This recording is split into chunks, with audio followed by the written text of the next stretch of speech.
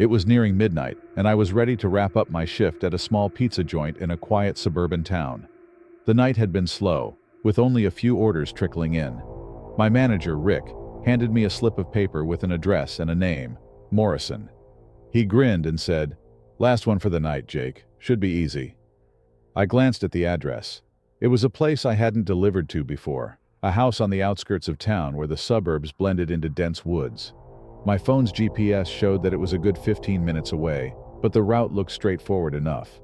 I hopped into my car, a beat-up old sedan that had seen better days, and set off. The streets were mostly empty, the only light coming from the occasional street lamp. As I drove further, the houses became sparse, and the darkness of the woods closed in around me. The road narrowed, and soon I was on a winding, unpaved path that seemed to lead nowhere. I checked the address again and saw I was still on the right track, but something about this place felt off. After what felt like an eternity, I saw a dim light flickering through the trees up ahead. I slowed down and eventually pulled up to an old, rundown house. The wooden exterior looked like it hadn't been maintained in years, and there were no other cars in sight. I turned off the engine and grabbed the pizza from the passenger seat, hesitating for a moment before stepping out of the car. The air was thick and still, the only sound being the crunch of gravel under my feet. As I approached the house, I noticed there was no doorbell, just a rusty knocker hanging loosely on the door. I knocked, the sound echoing eerily through the woods. For a moment, there was nothing but silence. Then, I heard shuffling from inside, followed by the creaking of the door as it slowly opened. A man stood there, tall and gaunt, with deep-set eyes that seemed to pierce through me.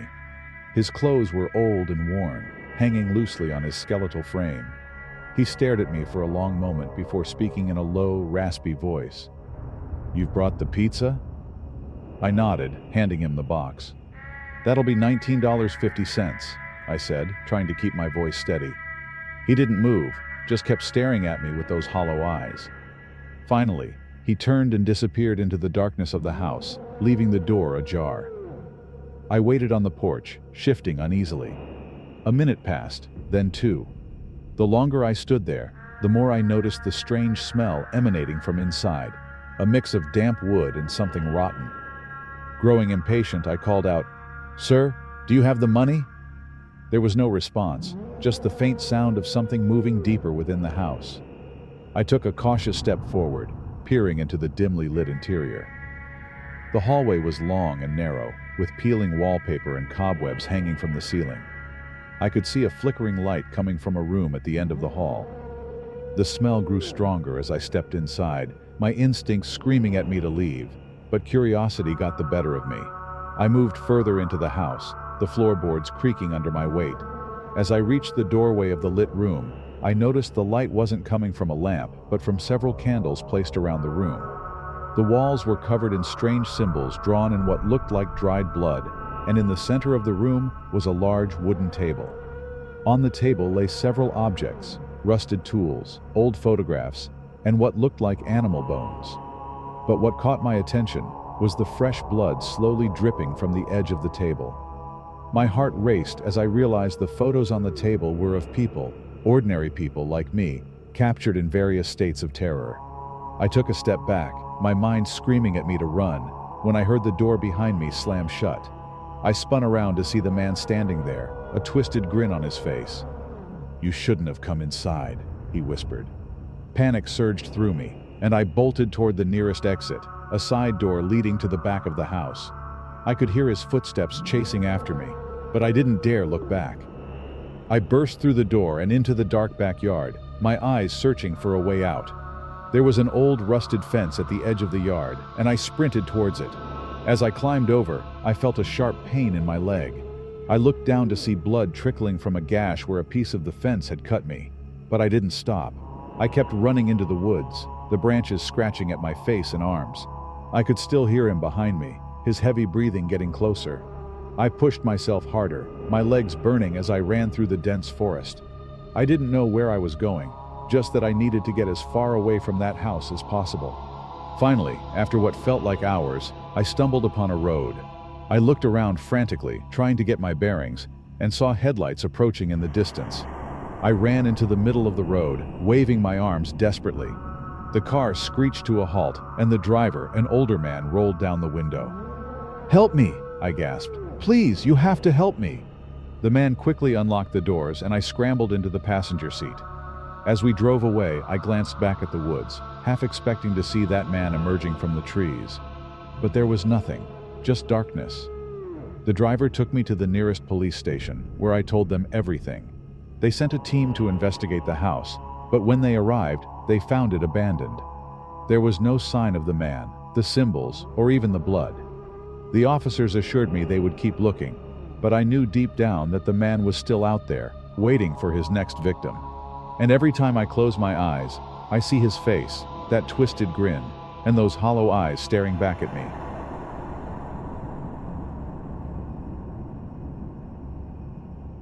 I was a 22-year-old college student working part-time for a local pizza joint in Savannah, Georgia.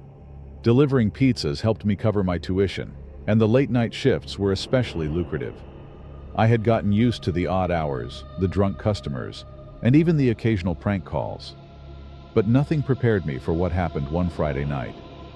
It was around 1:30 a.m., just half an hour before closing, when I got one last delivery order. The address was in an older part of town, known for its historic homes and cobblestone streets. It was a bit out of the way, but the tip was generous, so I accepted it without hesitation. As I drove down the narrow, deserted streets, I couldn't shake a strange feeling. The streetlights were few and far between, casting long, eerie shadows that seemed to stretch endlessly. The address led me to a large, old Victorian house at the very end of a cul-de-sac. The house stood in darkness, with no lights on inside or out. I parked my car and grabbed the pizza, stepping out into the cool night air. The house loomed over me, its wooden exterior weathered and cracked. The front yard was overgrown with weeds, and the gate creaked as I pushed it open. I felt a chill run down my spine as I approached the porch. I knocked on the door, the sound echoing ominously in the silence. No answer. I knocked again, louder this time, but still nothing. I checked my phone to see if the customer had left any instructions, but all it said was, "Leave at the door." Reluctantly, I set the pizza down on the porch, took a quick photo as proof of delivery, and turned to leave. Just as I reached the steps, I heard a faint noise, a creak, like a door slowly opening. I turned around and saw the front door of the house slightly ajar. The darkness inside was impenetrable, but I thought I saw something, a shadow maybe, moving just beyond the threshold. "Hello?" I called out, my voice shaking slightly. No response. I decided to leave. Something about the situation felt off, and I didn't want to stick around to find out what it was. As I reached my car, I glanced back at the house one last time. The door was now wide open, but there was still no sign of anyone. I got into my car, locked the doors, and started the engine. As I pulled away from the curb, I noticed a figure standing on the porch, barely visible in my rearview mirror. It was too dark to make out any details, but the figure was just standing there, watching me leave. My heart was racing as I drove back to the pizza place. I couldn't shake the feeling that something was terribly wrong. I decided not to mention it to my coworkers. Maybe I was just being paranoid. A few days later, I was back on another late-night shift when I got a call from the same address. This time, the order was for 2 large pizzas. A sense of dread filled me, but I couldn't refuse the order. I needed the money. I arrived at the house again, and nothing had changed. It was just as dark and foreboding as before. This time, I didn't even bother knocking. I placed the pizzas on the porch and turned to leave. As I walked back to my car, I heard footsteps behind me. Slow, deliberate steps, like someone was following me.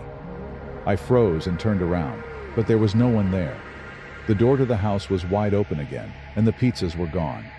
I felt a sudden surge of fear and ran to my car. As I fumbled with the keys, I heard a whisper, faint but unmistakable, right next to my ear. "Don't leave."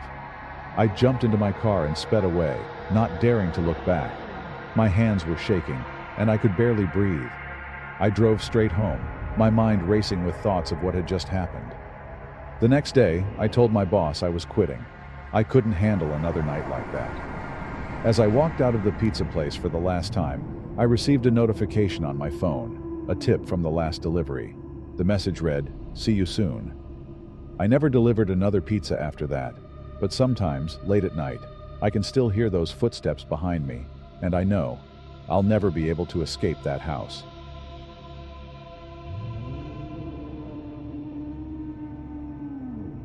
I was 21 and working as a delivery driver for a local Chinese restaurant in a small coastal town in Maine. It was the kind of town that tourists flocked to in the summer, but by the time late October rolled around, it was mostly deserted. That night, the air was thick with fog, and the streets were eerily empty as I made my last delivery of the night. The order came in just before closing: 2 orders of lo mein, crab rangoons, and a large wonton soup.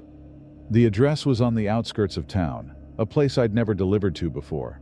My boss handed me the order with a smirk and said, "Good luck finding that place, it's way out there." I punched the address into my GPS, but it struggled to locate it, giving me a vague approximation instead. With no other choice, I set out into the fog, my car's headlights barely cutting through the thick mist. After driving for about 20 minutes, I found myself on a narrow, winding road surrounded by dense woods. The houses became fewer and farther between until there were none at all. My GPS indicated I was close, but the house was nowhere in sight. I slowed down, scanning the darkness for any sign of life. Just as I was about to turn around, I spotted a narrow dirt road off to the right. It was barely visible, overgrown with weeds and branches. The GPS showed a small dot at the end of it, so I reluctantly turned in, driving slowly as my tires crunched over the gravel. The road twisted and turned, the trees closing in on both sides. I started to feel uneasy, the isolation pressing in on me. Finally, I saw it.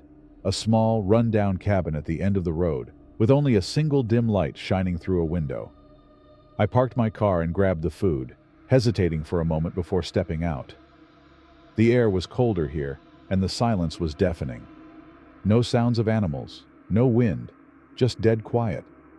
I walked up to the door, noticing how old and decayed the cabin looked. The wood was rotting, and the windows were grimy. I knocked on the door, the sound echoing unnaturally in the stillness. For what felt like an eternity, there was no response. I knocked again, louder this time, and finally heard shuffling from inside. The door creaked open slowly, and a man stood there, barely visible in the dim light.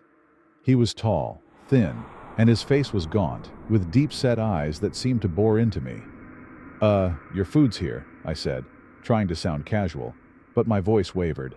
The man just stared at me for a moment, then nodded slowly and stepped aside, gesturing for me to come in. Every instinct told me not to, but the darkness outside felt more terrifying than whatever was inside. I stepped into the cabin, and the first thing that hit me was the smell, like mold and something else, something metallic. The interior was sparse, with old furniture covered in dust and cobwebs. The light came from a single flickering bulb hanging from the ceiling. "Just set it on the table," the man said in a low, raspy voice. He pointed to a small, rickety table in the center of the room. I walked over and placed the bag down, noticing that the table was stained with something dark. I turned to ask for payment, but the man was gone. I hadn't even heard him move. A sense of dread washed over me, and I decided it was time to leave. As I headed for the door, I heard a soft clicking sound, like metal on metal. I froze, heart pounding, and slowly turned around. The man had reappeared in the doorway of another room, holding a large butcher knife. His expression was blank, almost detached, as he started walking toward me. I bolted for the door, flinging it open and racing to my car. My hands trembled as I fumbled with the keys, finally getting the door open and jumping inside. I locked the doors just as the man reached my car, his knife scraping against the window. I threw the car into reverse, my tires spinning on the gravel as I backed out of the driveway. The man just stood there, watching me with those hollow eyes as I sped away, the knife glinting in the dim light. I didn't stop driving until I was back in town, my heart still racing.